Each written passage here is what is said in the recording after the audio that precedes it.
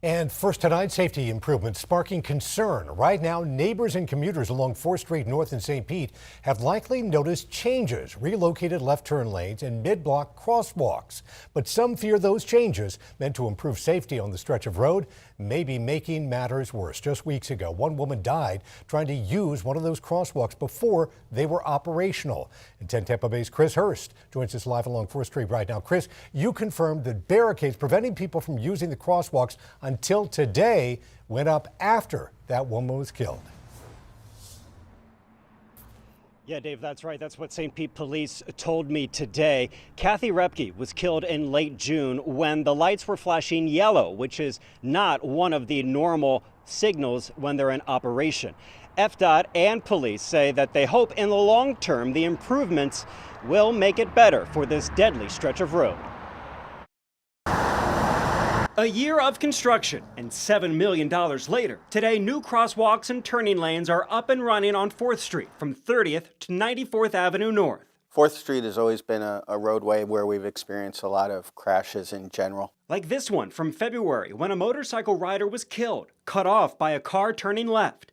FDOT says its research shows forcing drivers to make U-turns instead of left turns across traffic is safer. Drivers will get frustrated that a particular median may not be the same way that it's been for them in the past, and nobody really likes change, but this is being done for safety. U-turns are not safe. It's a tough sell to Michelle Knight, who lives a block away. She says the changes have only made a congested road worse. I have been heading north on 4th Street, turning in here, and I've had somebody do a U-turn and almost take out my back end. This is one of 9 new pedestrian crossings along a 4-mile stretch of 4th Street North. FDOT is installing these actually across the state, and they say that because they're giving pedestrians more options to cross the street, it'll ultimately be safer. But many drivers we spotted tonight were caught off guard by the crossings, braking hard when the light suddenly went red, or not stopping at all. Motorists just need to watch out for pedestrians, and hopefully pedestrians will utilize the crosswalks. But in late June, Kathy Repke used a new crosswalk before it was ready, the lights flashing yellow. She was hit by a car and killed. At that point, there were no barricades there for the crosswalk. The crosswalk itself was marked.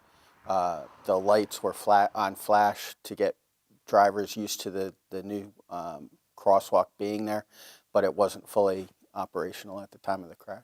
Is FDOT aware of that, and were there changes made after that fatality to put up those barriers to prevent people from crossing in the mid-block crossings before they were operational? I'd have to get the police report, and our engineers will take a look at that. I don't know too many details about that. FDOT is working to get us answers to those questions. Dave, police say they are still investigating that crash. Yeah, and Chris, the crosswalks were tested and unveiled in stages here. What did FDOT say about why it was done that way? Well, yeah, if you drive along 4th, you saw that there was a big light board telling people that the new traffic patterns would be in effect in July 1st. It was July 10th before all of these crosswalks were operational. There were yellow flashing lights back in June. FDOT says it's their contractor, their crews. They have a phased-in approach to their construction plans, and that it was all part of that program. Live in St. Petersburg, Chris Hurst, 10 Tampa Bay.